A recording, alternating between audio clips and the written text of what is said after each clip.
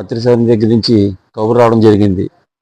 ఏమని, విజయభాస్కర్ రెడ్డి గారు మండపేట విజయభాస్కర్ రెడ్డి గారు ఇంటికి వస్తున్నారు, మిమ్మల్ని రమ్మన్నారని చెప్పి విజయభాస్కర్ రెడ్డి గారు నాకు ఫోన్ చేశారు.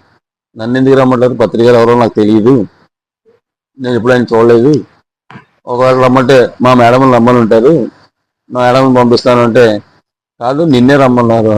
అసలు నేను ఎవరో తెలియదని నన్ను ఎందుకు రమ్మంటాడు, నువ్వు ఏదో చెప్తున్నావు, నాకు రామ్మ చెప్తున్నావు, నన్ను ఏదో మౌలు చేయడానికి నువ్వు నన్ను పిలుస్తున్నావు అంటే, అప్పటికి విజయభాస్కర్ రెడ్డి గారితో వ్యాపారం ఇచ్చా చిన్న చిన్న సంబంధాలు ఆయనకి నాకు పరిచయం అనేది ఉంది. దాని మీద తను కూడా ఏమన్నా నన్ను పిలుస్తానేమో అని చెప్పి అనుకున్నాను. ఆ రోజు సాయంత్రం అది ఫోన్ వచ్చే సమయం రాత్రి 8:30. అయితే ఇప్పుడు రమ్మంటావు అంటే, కాదు పొద్దున్న 5 గంటలకు రా అన్నారు.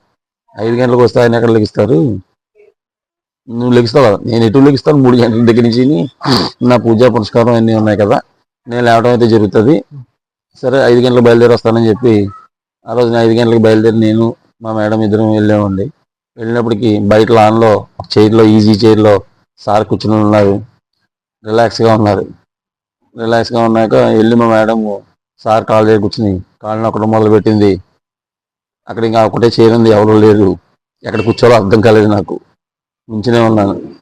తను అయితే కింద కూర్చుని ఉంది. అప్పుడు నేను కూడా కింద కూర్చోవాలా అని చెప్పి ట్రై చేస్తున్నాను. వద్దొద్దు ఉందని కుర్చీ తెప్పిస్తానని చెప్పి పత్రిసారి కుర్చీ తెప్పించారు. మా మేడం తన సంతోషం పట్టలేక, సార్ తీసుకొచ్చేసాను సార్ అంది. ఆయన కళలో చూసి, నువ్వు తీసుకొచ్చావా, నువ్వు తీసుకొస్తే వచ్చే మనిషి అతను,